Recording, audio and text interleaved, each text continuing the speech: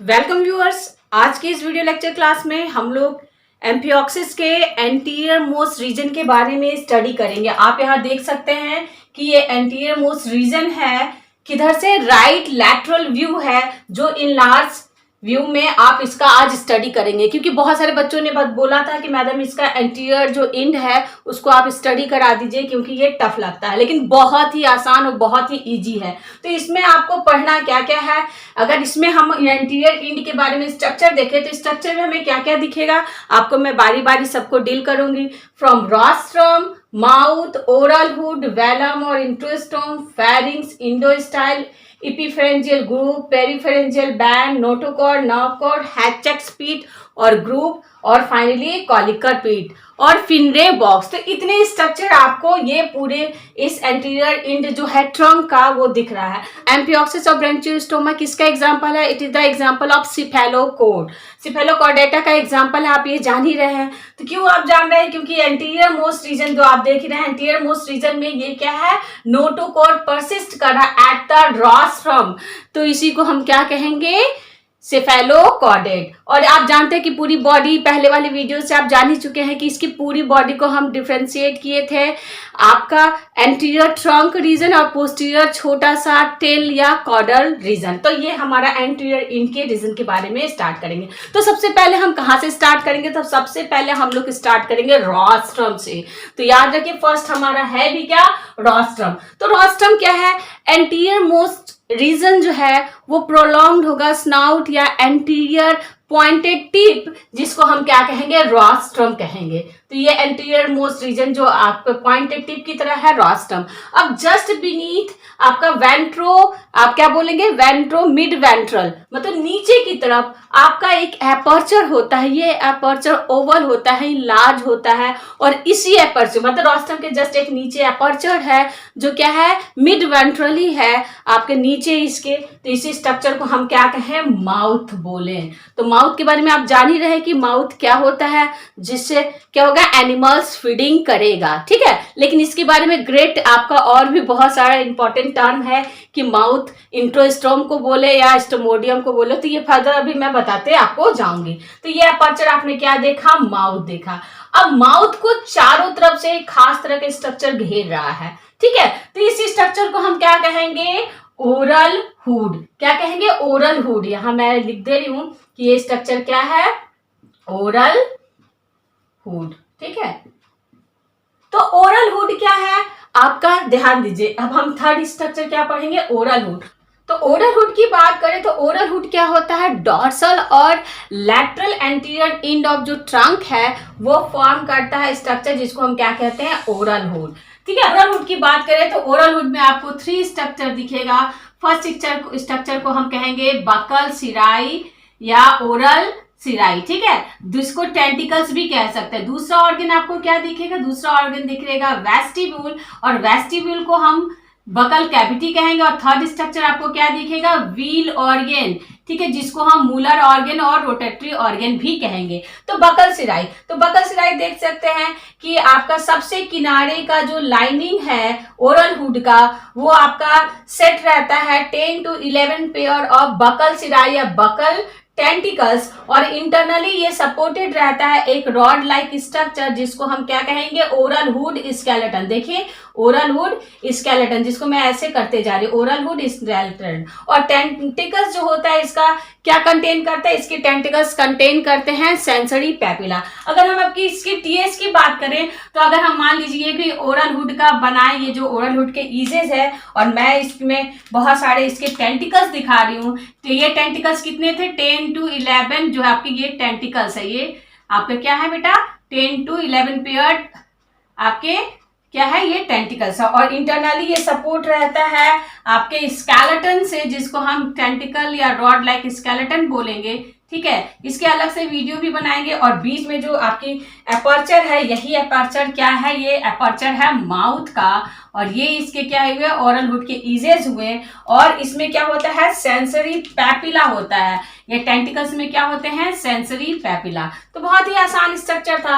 अब अगर दूसरी बात हम करें वेस्टिब्यूल की, कि वेस्टिब्यूल क्या है, तो ओरल हुड में आपका फनेल से आपका एक कैविटी है जिसको हम क्या कहेंगे, बकल कैविटी। जैसे देखिए हम लोग के पास क्या है कि माउथ है, माउथ किस में ओपन हो रहा है, बकल कैविटी में। ऐसे ही ओरल हुड आपका किस में ओपन हो रहा है, आपका फनेल से आपकी कैविटी जिसको हम कहें बकल कैविटी या वेस्टिब्यूल। और हम लोग का माउथ भी क्या कर रहा, अपर और लोअर लिप से गार्ड कर रहा, वैसे ही इसका भी माउथ को कौन गार्ड कर रहा है, ये बकल सिराई या टेंटिकल्स इसको गार्ड कर रहा।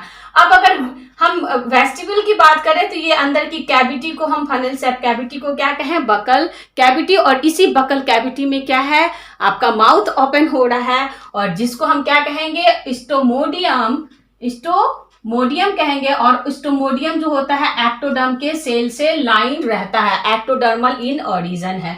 अब थर्ड स्ट्रक्चर आपको क्या दिख रहा है, थर्ड स्ट्रक्चर आपको दिख रहा है व्हील ऑर्गन का। तो अगर हम व्हील ऑर्गन की बात करें तो व्हील ऑर्गन बहुत ही इंपॉर्टेंट है।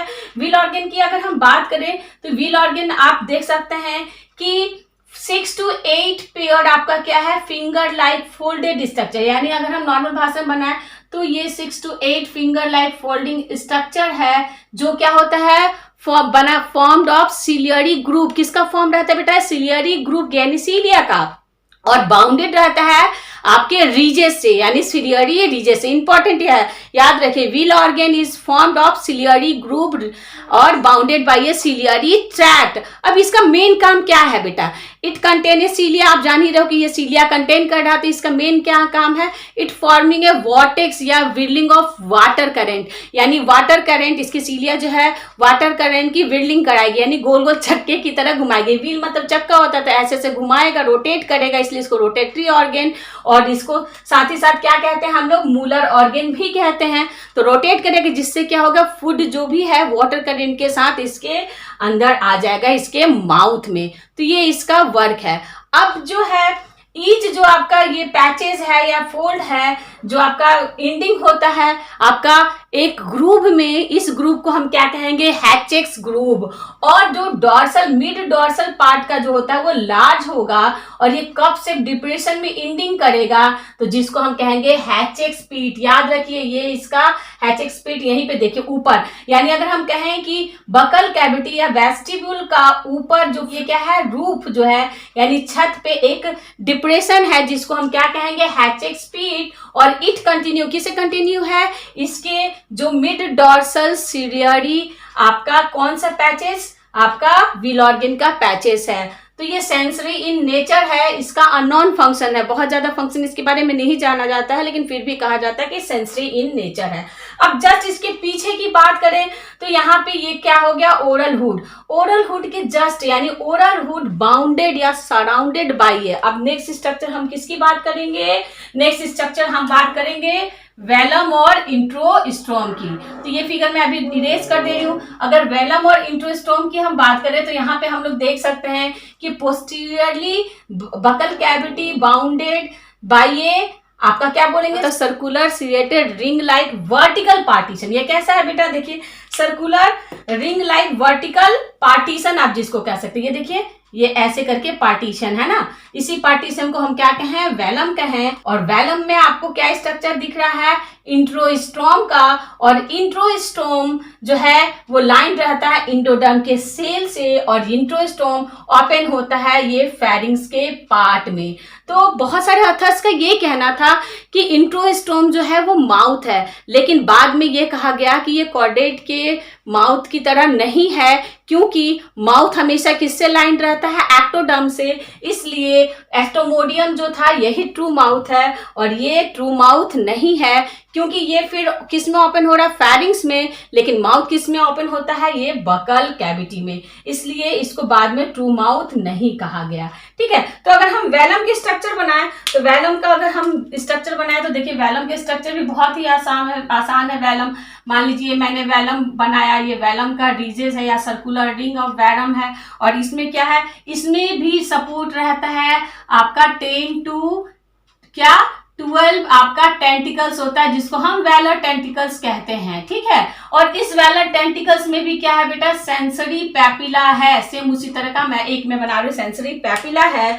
और इसको सपोर्ट करने के लिए एक मसल्स का रिंग लाइक स्ट्रक्चर होता है जिसको हम क्या कहेंगे, इंस्फिक्टर कहेंगे, जो उसको क्या करेगा, रेगुलेट करेगा उसके इंट्रोस्टोम की ओपनिंग को और लार्ज फूड पार्टिकल्स को अंदर की तरफ नहीं आने देगा। तो ये स्ट्रक्चर क्या हुआ, इंट्रोस्टोम, ठीक है, जिसको हम प्रीवियसली माउथ कहते थे, ठीक है, जो किसमें ओपन होगा, फेरिंग्स में। और ये स्ट्रक्चर क्या हो गया मेरा, ये स्ट्रक्चर हो गया वेलर टेंटिकल्स, वेलम के टेंटिकल्स का स्ट्रक्चर हो गया, ठीक है। तो ये हम लोग ने इसके भी जाना। अगर सिंपली कोई पूछे तो क्या है, वेलम क्या है, circular ring like vertical partition है, ठीक है। अब जस्ट इसके पीछे आपको क्या दिख रहा है, सबसे ज्यादा स्पेसियस पार्ट जिसको हम क्या कहेंगे, फेरिंग्स बोलेंगे। क्या बोलेंगे, फेरिंग्स। तो अब नेक्स्ट हम किसको पढ़ेंगे बेटा, फेरिंग्स के बारे में पढ़ेंगे। इसको हम लोग इरेज कर दे रहे हैं कि फेरिंग्स के बारे में पढ़ेंगे। तो फेरिंग्स क्या है, स्पेसियस पार्ट है। और ये फेरिंग्स कंटेन करता है 2 पार्ट। ये 2 पार्ट इसके पास, फेरिंग्स के पास क्या होता है, एक फेरेंजियल वॉल हो गया इसका, जिसको हम कहेंगे फेरेंजियल वॉल, और दूसरा हम क्या कहेंगे, गिल बार। ये 2 स्ट्रक्चर फेरिंग्स में आपको दिख रहा है, ठीक है। तो अगर हम ये फेरिंग्स की बात करें कि फेरिंग्स में आपको क्या स्ट्रक्चर दिख रहा है, ये मैंने डिमार्केट किया था स्ट्रक्चर को। तो फेरिंग्स का lateral wall of the pharynx is perforated by, ये परफोरेशन होता है लगभग 150 से 200 पोर या छिद्र या एपर्चर, जिसको हम क्या कहेंगे बेटा, गिल स्लीट, याद रखिए। यानी फेरिंग्स के वाल परफोरेटेड होते हैं गिल स्लीट से, और इसकी संख्या 150 से 200 होता है। और जब एम्फियोक्सिस अकॉर्डिंग टू इस एज, यानी जितना छोटा एम्फियोक्सिस उतनी कम गिल स्लीट है। जैसे जैसे एज बढ़ेगा गिल स्लीट बढ़ जाएगा। अब गिल स्लीट क्या करता है, ये कम्युनिकेट करता है, फेरिंग्स को कम्युनिकेट कराता है एक कैविटी में, जिसको हम क्या कहते हैं, एट्रियम। और एट्रियम ही फाइनली बाहर की तरफ एट्रियोपोल में ओपन होता है। यानी pharynx communicate with atrium by a, और एट्रियम, जिसके वजह से फेरिंग्स में से गिल स्लिट से पानी एट्रियम में आएगा, एट्रियम से फिर फाइनली कहाँ निकलेगा, एट्रियोपोल में। अब एक बहुत इंपॉर्टेंट बात है कि Gill slit does not contain Gill. अक्सर क्या होता है कि गिल स्लिट कंटेन करता है गिल, लेकिन यहाँ पे गिल स्लिट गिल कंटेन नहीं करता है। तो गिल स्लिट कहाँ पाया जाता है, मतलब गिल कहाँ, तो फिर गिल कहाँ पाया जाता है, तो गिल पाया जाता है in between the Gill slit. आपका ये देखिए, in between the Gill slit में ये मैं बना रही हूं। तो गिल स्लिट में गिल पाया जाता है, जिसको गिल लैमिना या टंग बार या गिल बार कहते हैं। तो इसकी भी फर्दर अलग से वीडियोस मैं बनाऊंगी, लेकिन फिर भी फंडामेंटल हम लोग जान ले रहे हैं कि गिल बार जो है वो 2 तरह का होता है, ठीक है, जिसको हम कहेंगे, फर्स्ट हम कहेंगे प्राइमरी गिल बार, बहुत आसान है, देखिए प्राइमरी गिल बार, और दूसरा को क्या कहेंगे, सेकेंडरी को क्या कहेंगे, मतलब सेकेंडरी गिल बार। तो 2 तरह का, पूरी जो है सेकेंडरी गिल बार और या टंग बार, और पूरा गिल बार या जो है वो सीलिएशन, मतलब सीलिया से पूरे उसके गिल बार पे क्या होता है, सीलिया होता है। और प्राइमरी और सेकेंडरी गिल बार में क्या अंतर है, देखिए अगर मैं प्राइमरी गिल बार की स्ट्रक्चर बताऊं तो primary Gill bar supported by ये रॉड लाइक स्ट्रक्चर, जिसको हम गिल रॉड कहेंगे। और गिल प्राइमरी गिल बार में गिल रॉड जो होता है, मान लीजिए प्राइमरी गिल बार को हम फर्स्ट लिख दे रहे हैं और सेकेंडरी गिल बार को सेकेंड लिख दे रहे हैं, तो प्राइमरी गिल बार का जो गिल रॉड है वो वाई शेप फॉर्क्ड होता है उसकी एंडिंग में, लेकिन सेकेंडरी गिल बार का वो स्ट्रेट होता है। दूसरी बात है, प्राइमरी गिल बार जो है कंटेन करता है सिलोमिक स्पेस, ठीक है, क्या बोलेंगे इसको, कौन से स्पेस, सिलोमिक स्पेस को कंटेन करता है। लेकिन सेकेंडरी गिल बार कोई भी जो है सिलोमिक स्पेस कंटेन नहीं करता। और फिर ये क्या कंटेन करता है, ब्लड वेसल्स, और सेकेंडरी से ब्लड वेसल्स। तो ये मेजर डिफरेंस हो गया कि सिलोमिक स्पेस इसमें नहीं पाया जाता है। अब दूसरी बात क्या है कि पूरी बॉडी में इसके प्राइमरी और सेकेंडरी गिल बार को हम लोग पहचान जाएंगे। अब प्राइमरी गिल बार से ही सेकेंडरी गिल बार का फॉर्मेशन होता है, ठीक है। अब है कि प्राइमरी, एक चीज और ध्यान देने वाला है कि प्राइमरी गिल बार से सेकेंडरी गिल बार का फॉर्मेशन होता है, लेकिन प्राइमरी गिल बार, अगर हम यहाँ फिगर बनाए कि प्राइमरी गिल बार हमने ऐसे बनाया और फिर सेकेंडरी गिल बार, फिर आपका प्राइमरी गिल बार अल्टरनेट करता है, फिर सेकेंडरी, फिर प्राइमरी गिल बार, फिर सेकेंडरी। तो प्राइमरी गिल बार से अटैच रहता है एक स्ट्रक्चर जिसको हम क्या कहेंगे, साइनेप्टिक कुली। यहाँ आप देख सकते हैं प्राइमरी गिल बार प्राइमरी गिलबार से अटैच रहता है बाय स्ट्रक्चर जिसको साइनेप्टिकुलर कहते हैं। तो प्राइमरी गिलबार अल्टरनेट करता है सेकेंडरी, सेकेंडरी के बाद फिर प्राइमरी, फिर सेकेंडरी, फिर प्राइमरी, यही स्ट्रक्चर है, बस फॉक शेप का अंतर है। तो ये स्पेशियस पार्ट है फेरिंग्स का। अब अगर हम फेरिंग्स के बाद देखें तो फेरिंग्स के बाद हमें एक और स्ट्रक्चर दिख रहा है जिसको हम कहेंगे इंडोस्टाइल। और इंडोस्टाइल बहुत ही इंपॉर्टेंट है क्योंकि ये इंडोस्टाइल हार्डमानिया में भी आपको इस तरह के स्ट्रक्चर के बारे में पढ़ना रहता है। तो जब हम कभी हार्डमानिया का वीडियो बनाएंगे तो वहां पे भी आपको इंडोस्टाइल के बारे में बताएंगे। तो इंडोस्टाइल क्या है? इंडोस्टाइल आप देख सकते हैं मिड वेंट्रली, यानी मिड वेंट्रली आपका along the entire length of pharynx. अगर हम कहें तो ये फेरिंग्स का क्या पार्ट का फॉर्मेशन कर रहा है बेटा? ये फेरिंग्स का फ्लोर का फॉर्मेशन कर रहा है। अब इंपॉर्टेंट बात ये है कि अगर हम मान लीजिए इंडोस्टाइल की बात करें, ये इंडोस्टाइल का स्ट्रक्चर है, फेरिंग्स के जस्ट फ्लोर का ये निर्माण कर रहा है। और इंडोस्टाइल क्या होता है? इंडोस्टाइल लाइंड बाय ये 5 सिलियर लॉन्गिट्यूडनली सिलियरी ट्रैक्ट, और ये क्या करता है? अल्टरनेट करता है आपके 4 म्यूकस सिक्रेटिंग सेल, यानी 5 आपके ऐसा मान के चलिए 5 सिलियरी ट्रैक्ट होगा और म्यूकस सिक्रेटिंग ट्रैक्ट होगा, मान के चलिए। तो इस तरह ही आपके इंडोस्टाइल का स्ट्रक्चर है। और इंडोस्टाइल के बारे में बहुत इंपॉर्टेंट ये बात है कि इंडोस्टाइल जो है हम आपके हायर वर्टिब्रेट में इसको थायराइड ग्लैंड के कहते हैं कि ये चेंज हो जाता है थायराइड ग्लैंड में, और ये क्या करता है? कंसंट्रेट करता है रेडियो एक्टिव आयोडीन को। तो इसका फंक्शन थायराइड ग्लैंड की तरह ही इस तरह है और ऐसे अननोन है। अब अगर उसकी बात हम करें तो अब उसके बाद हमको दिख रहा है इपीफेरेंजियल ग्रुप की स्ट्रक्चर क्या है। तो अगर जैसे हमने बोला कि मिड आपका वेंट्रली एक स्ट्रक्चर है जिसको हम क्या कहें? इंटायर लेंथ, वैसे ही आपका मिड डॉर्सली, क्या बोलेंगे? मिड डॉर्सली आपका सिलियरी ग्रूव है, सिलिया का एक ग्रूव है जिसको हम क्या कहें? इपीफेरेंजियल ग्रूव। ये क्या हो गया बेटा? इपीफेरेंजियल ग्रूव। तो ये क्या फॉर्मेशन कर रहा है? जैसे हम इसको बोलेंगे कि ये फ्लोर का फॉर्मेशन कर रहा है, ऐसे ही ये इपीफेरेंजियल जो ग्रूव है ये क्या फॉर्मेशन कर रहा है? फेरिंग्स का रूफ मतलब छत का फॉर्मेशन कर रहा है। यानी सिलियरी क्या है बेटा? जिसको हम क्या कहेंगे? सिलियरी ग्रूव बोलेंगे। इस ग्रूव मतलब इसकी कैविटी है सिलियरी ग्रूव। और सिलियरी ग्रूव का और इसमें ये खासियत है कि ये आपका फाइनली कहां तक एक्सटेंड करता है? Up to the oesophagus opening. मतलब अगर हम बात करें तो ये फेरिंग से कहां तक जाएगा? ओसोफेगस के ओपनिंग तक ये स्ट्रक्चर होगा। मतलब ऐसे हम अगर मान लीजिए ऊपर की बात करें तो ये फेरिंग्स के ऊपर तक ये स्ट्रक्चर होगा। और दूसरी हम लोग किसकी बात कर रहे थे? इंडोस्टाइल की। मान लो मैंने इंडोस्टाइल नीचे बनाया है तो ये इंडोस्टाइल है। और इसी के बीच में क्या है बेटा? इसी के बीच में तो हम लोग बात कर रहे हैं किसकी? आपकी फेरिंग्स की, गिल स्लिट और गिलबार की बात करें, यही स्ट्रक्चर है। उसके बाद स्ट्रक्चर आता है बेटा पेरीफेरेंजियल बैंड। तो पेरीफेरेंजियल बैंड क्या है? It is a pair of band, ठीक है, सिलेटेड बैंड, यानी पेयर ऑफ सिलेटेड बैंड। कहां से? Anterior end of endostyle. यानी अगर हम नॉर्मल भाषा में बोल सकते बेटा, बहुत इंपॉर्टेंट है, ध्यान दीजिएगा। एंड ये मैंने इंडोस्टाइल बनाया तो एंटीरियर एंड ऑफ इंडोस्टाइल क्या कर रहा? आगे की तरफ आपका पेयर ऑफ सिलियरी बैंड में चेंज हो जा रहा है और ये अपवर्ड जा रहा है। अपवर्ड देखिए, अपवर्ड गया और फाइनली बैकवर्ड ये रिज्वाइन किया इपीफेरेंजियल ग्रुप से। तो ये ऊपर मैंने क्या बनाया था? इपीफेरेंजियल ग्रुप हो गया। और नीचे ये क्या है? ये नीचे है इंडोस्टाइल है। मान लीजिए मैं अलग अलग कलर से बना रही हूँ। ये इंडोस्टाइल है, वो इपीफेरेंजियल ग्रुप है। तो ये एंटीरियर पार्ट ऑफ, हम कहेंगे इंडोस्टाइल का एंटीरियर पार्ट एक स्ट्रक्चर बना रहा है, पेयर ऑफ सिलियरी ग्रुप है, जिसको हम क्या कहें? यहाँ पे देखिए एंटीरियर एंड ऑफ द इंडोस्टाइल क्या कर रहा है? आगे की तरफ जाके फिर अपवर्ड और फिर बैकवर्ड किससे जुड़ जा रहा है? इपीफेरेंजियल ग्रुप से। और इसी स्ट्रक्चर को हम क्या कहें बेटा? इसी स्ट्रक्चर को कहें इपीफेरेंजियल बैंड। तो इपीफेरेंजियल बैंड का क्यों फॉर्मेशन होता है? इपीफेरेंजियल बैंड जब फॉर्मेशन होता है तो ये क्या करता है? ये पूरे जो फेरिंग्स के पार्ट है इसको डिमार्केट करता है, यानी इसको अलग करता है pre branchial part of pharynx, यानी जहां पे फेरिंग्स का पार्ट नहीं है। यानी ये पार्ट क्या हो गया बेटा?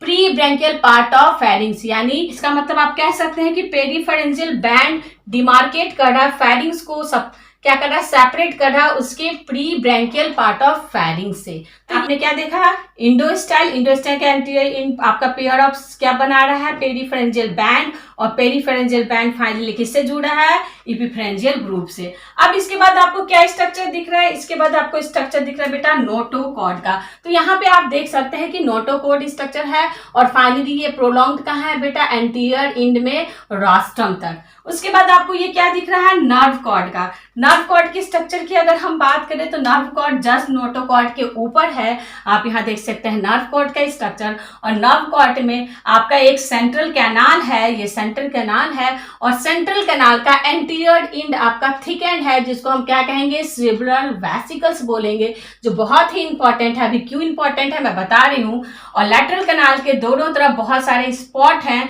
जिसको हम क्या कहेंगे बेटा, इसको हम कहेंगे आई स्पॉट या ओसेली, आई स्पॉट या ओसिली कहेंगे। और ये हेल्प करता है, फोटोसेंस रिसेप्टिव होता है, और ये हेल्प करता है बड़ों में, जब बड़ों बनाता है तो बड़ों के अंदर जब ये रहता है तो उसको ये देखने में एक तरह से मदद करता है। ठीक है, अब एंटीरियर इंड की बात मैंने बताया कि सेंट्रल कैनाल के एंटीरियर इंड पे एक स्ट्रक्चर जिसको सेरेब्रल वेसिकल्स हम क्या बोले, सेरेब्रल वेसिकल्स बोले। अब सेरेब्रल वेसिकल्स के एंटीरियर इंड पे ये देखिए, सेरेब्रल वेसिकल के एंटीरियर इंड पे एक कप लाइक डिप्रेशन है। आप यहाँ पे देख सकते हैं एक डिप्रेशन है। इसी डिप्रेशन को हम क्या कहेंगे बेटा, कॉलिकर पीट। क्या बोलेंगे, कॉलिकर पीट। अब ये कॉलिकर पीट क्या है, तो कॉलिकर पीट बहुत आसान है। कॉलिकर पीट की अगर बात करें तो कॉलिकर पीट क्या है, मार्क्ड बाय ये लार्वल न्यूरोपोर, जहां लार्वा का न्यूरोपोर क्लोज हो जाता है और एडल्ट का न्यूरल ट्यूब का फॉर्मेशन होता है, तो वहीं पे एक कप लाइक डिप्रेशन बन जाता है, जिसको हम कॉलिकर पीट कहते हैं। एक बार रिपीट करते हैं कि यहाँ पे लार्वा का न्यूरोपोर क्लोज होता है, मतलब ये लार्वल कंडीशन में पाया जा रहा था, यहाँ पे एक छिद्र, और फाइनली जब ये एडल्ट में चेंज होता है तो ये न्यूरल ट्यूब में बन जाता है और वो क्लोज हो जाता है और कप से डिप्रेशन बना लेता है, जिसको हम कॉलिकर पीट कहेंगे। कॉलिकर पीट जो है साइक्लोस्टोम के सिंगल मीडियन नॉस्ट्रिल के तरह भी कंपेयर किया जाता है, लेकिन ये सेंसरी नेचर नहीं होता है, क्योंकि आप देख सकते हैं इसका कहीं भी कनेक्शन ब्रेन से नहीं है, इसलिए सेंसरी नेचर नहीं है। लेकिन फिर भी इसको ऑल्फैक्शन कहते हैं कि ऑल्फैक्शन में या केमो रिसेप्टर है। अब उसके बाद स्ट्रक्चर दिख रहा है आपको किसका, हमने एचएस पीट और एचएक्स ग्रुप का बता ही दिया, कॉलिकर पीट का बता ही दिया।